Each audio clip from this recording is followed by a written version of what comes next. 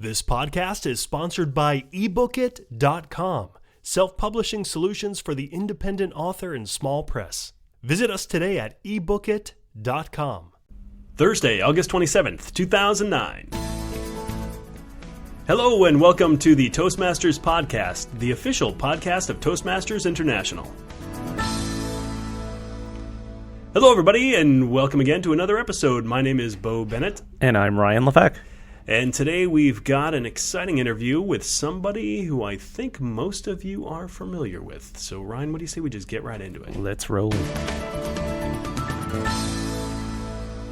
And Bo and I have the great pleasure today to welcome a guest to the show. He's joining us from the great state of Oregon, and he is none other than the newly elected international president of Toastmasters International, Mr. Gary Schmidt. Welcome, Gary. Welcome, Gary. Thanks, Bo and Ryan. Pleasure to be on your podcast once again. Pleasure to have you with us. Gary, tell us, you're just a few days into your presidency. How does it feel? It feels fantastic. I'm sure it does. Gary, I have to tell you, Bo missed your presentation at the International Convention. And what a presentation he did miss. I was so upset. As soon as we got back, Ryan was telling me all about it. Oh, I can't believe you missed this. This happened and this happened. If everybody was talking about it the way Ryan was, you hit a home run there, Gary. Well, thank you. It was a fun presentation to give, and I hope people enjoyed it. And I'm sorry that you missed it. Is it on YouTube, or is that against some kind of copyright protection? Someone from my home district supposedly taped it on their camera phone for YouTube, but I have not seen it yet. Oh, interesting. Well, it certainly was a unique presentation, and one of the things that you spoke about was your meeting Luke Skywalker himself, Mr. Mark Hamill. And I wondered if, for those who didn't catch the presentation, if you might be able to give a brief synopsis of how that all went down.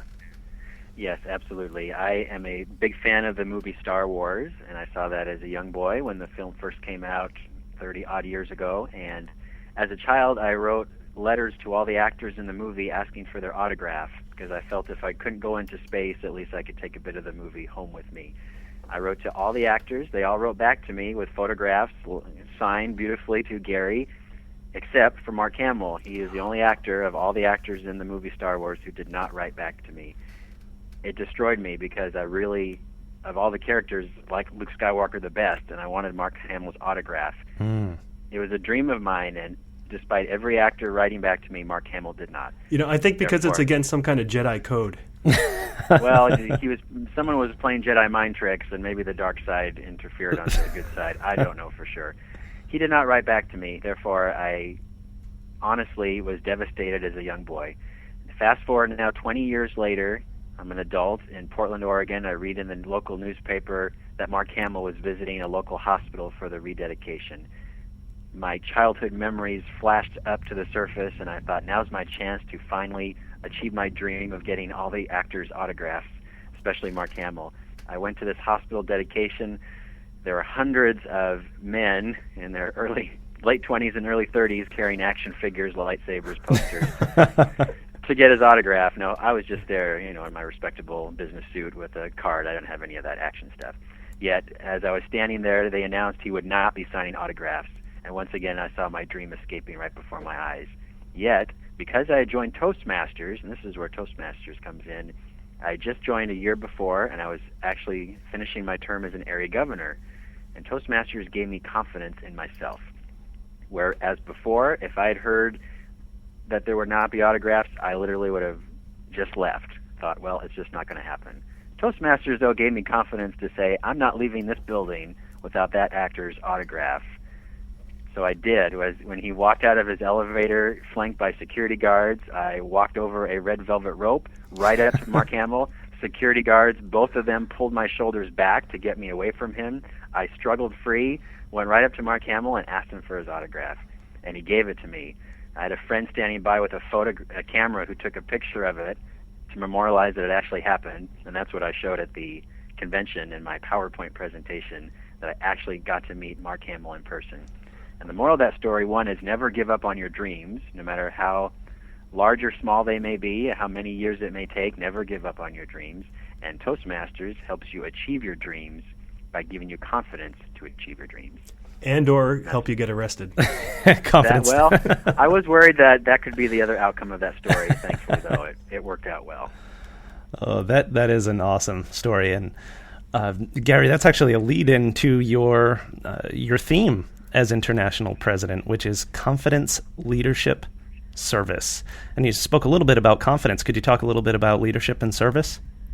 Absolutely. Once we gain confidence in our own abilities and confidence to achieve our goals and dreams, we then have the opportunity to lead others to achieve their goals and their dreams. Toastmasters really is all about helping people be the best that they can be. Once we improve ourselves, we work to improve other people and help other people achieve what they have joined to achieve. Therefore, leadership skills are so essential to our journey as communicators and ultimately helping other people, which then all culminates in service, being of service to others. That's what Toastmasters, among many other things, has definitely taught me, that by helping other people, you ultimately help yourself. When you help others achieve their passions, their dreams, it all comes back to you twicefold. Therefore, as president, my hope is that every member will follow the ideals and keep in their mind of confidence, leadership, and service to help them be the best communicator and leader they can be, but ultimately to help others and help other members on their journey to be the person they were meant to be. Terrific. Gary, if we can do another Jedi mind trick and fast forward to August of 2010. Let's say that you're standing there in August 2010 at the International Convention, looking back upon the past year. What, as you look back, do you want to see and be proud that you've accomplished? Before you answer that question, Gary, you have to excuse my friend Ryan. He's not familiar with the ways of the Jedi.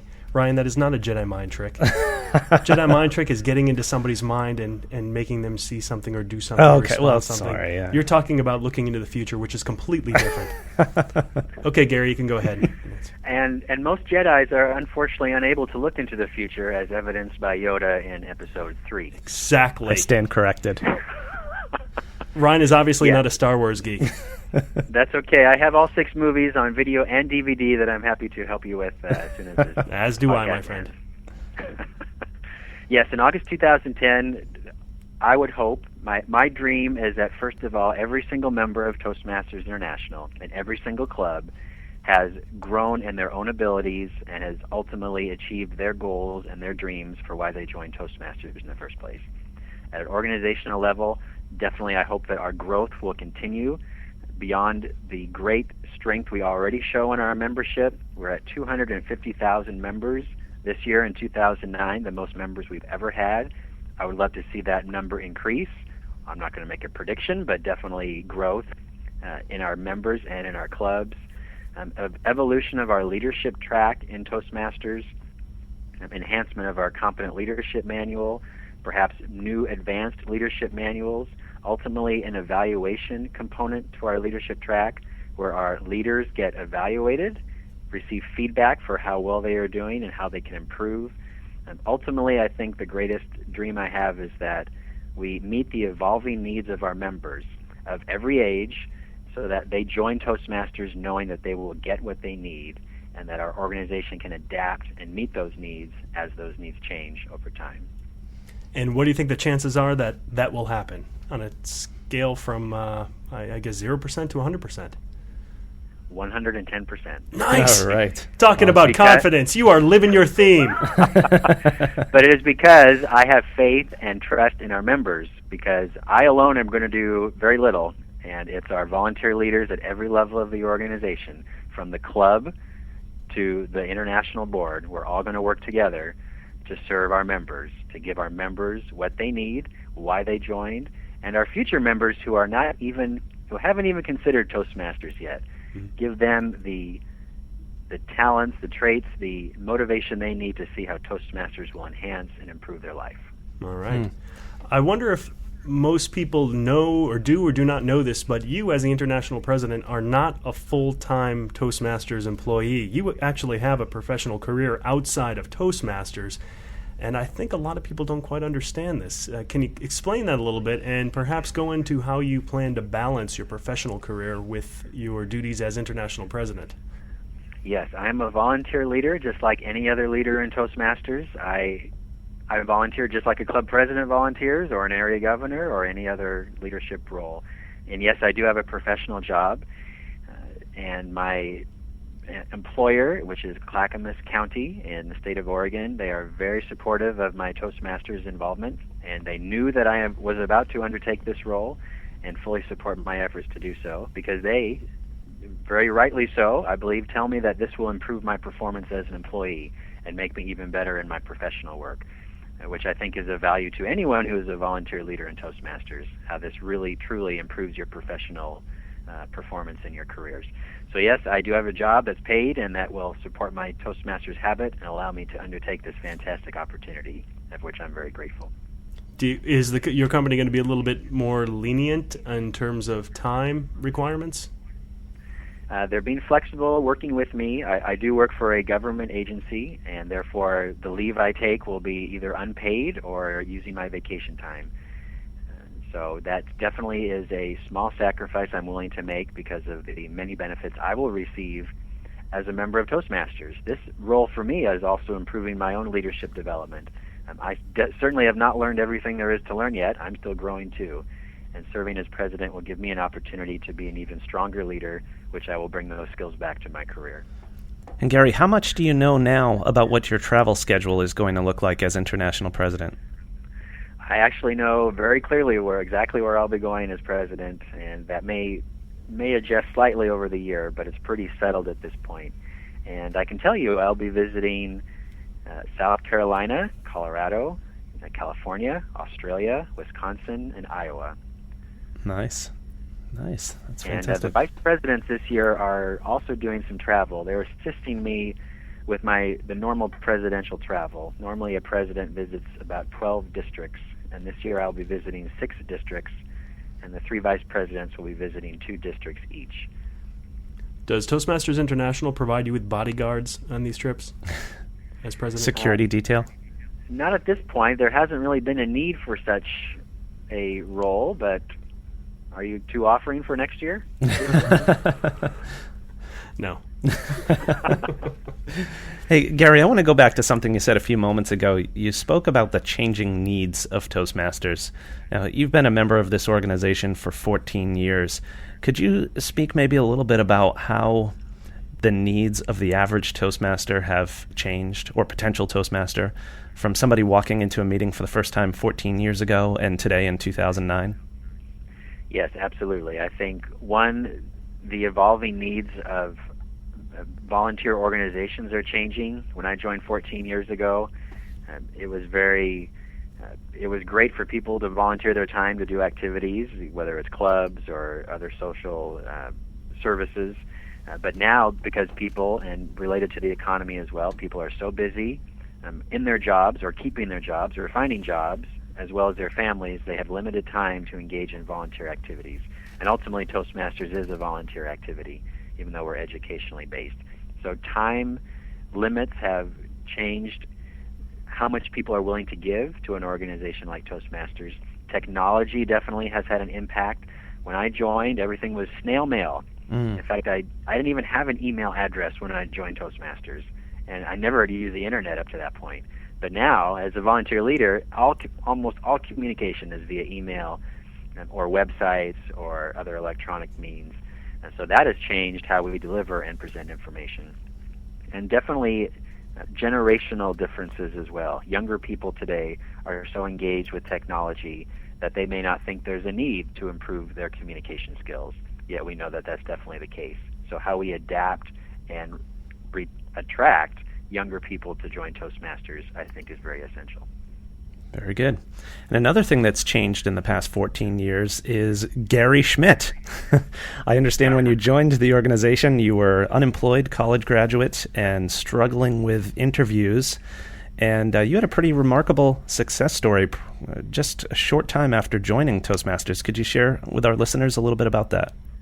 Yes, as you say, I joined Toastmasters primarily because I was unemployed and had very little confidence when I would go to job interviews, and was just bombing interviews like crazy because I could not express myself effectively.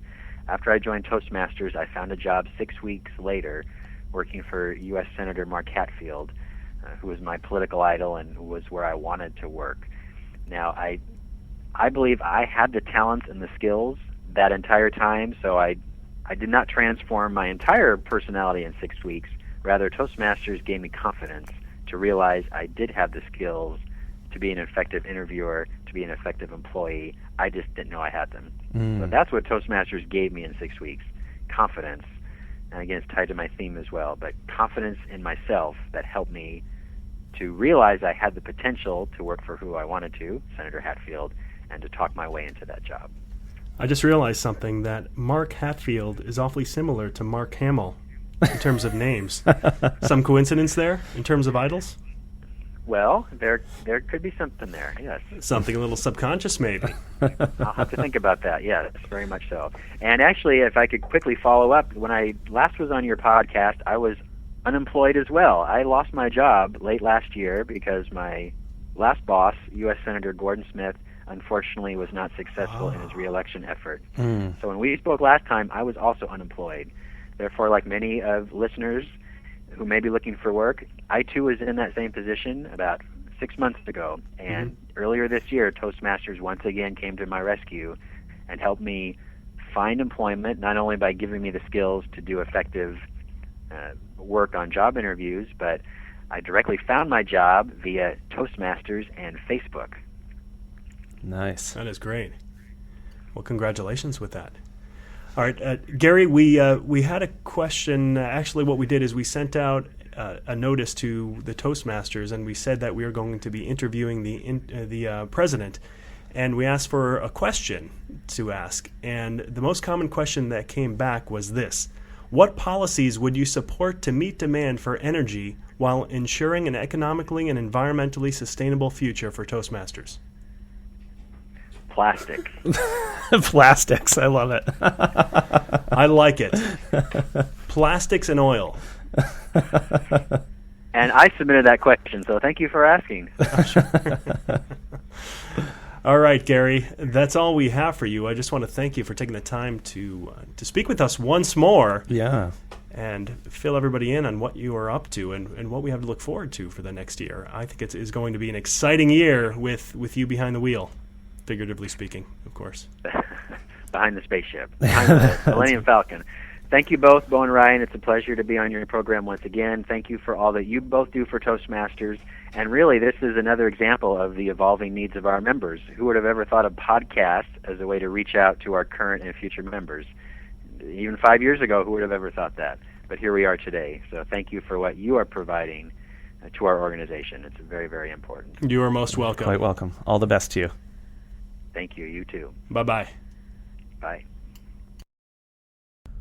Once again, that was Mr. Gary Schmidt, the 2009-2010 International President of Toastmasters International.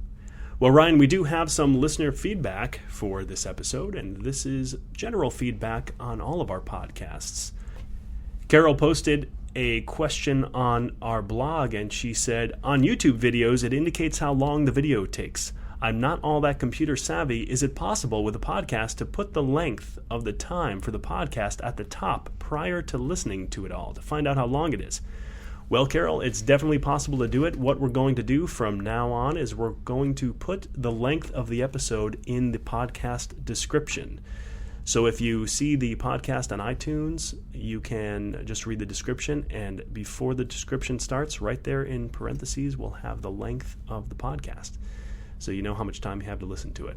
Thanks for the suggestion. Yes, very good suggestion. And once again, it's going to be, most of the episodes will be about 20 minutes, so you could pretty much bank on that, with the exception of the ones when we go to the conference. And that's a different story altogether. But if you do have any listener feedback on this podcast or any others, you can send us an email at podcast@toastmasters.org. You can post on our blogs, and you can do that by going to our website. And our website can be found at toastmasterspodcast.com. You could also contact us on Twitter, and we are found at twitter.com/thetmpodcast. Or, Ryan, they could call, can't they? They sure can. You can call our listener feedback voicemail line at 1-888-451-8862. You'll have up to 2 minutes to leave us your voice feedback. All right, very good. Well, that's it for this week's, folks. I hope you enjoyed it. We will be back next week with another fantastic interview. Until then, my name is Bo Bennett. And I'm Ryan Levesque. Take care, everybody.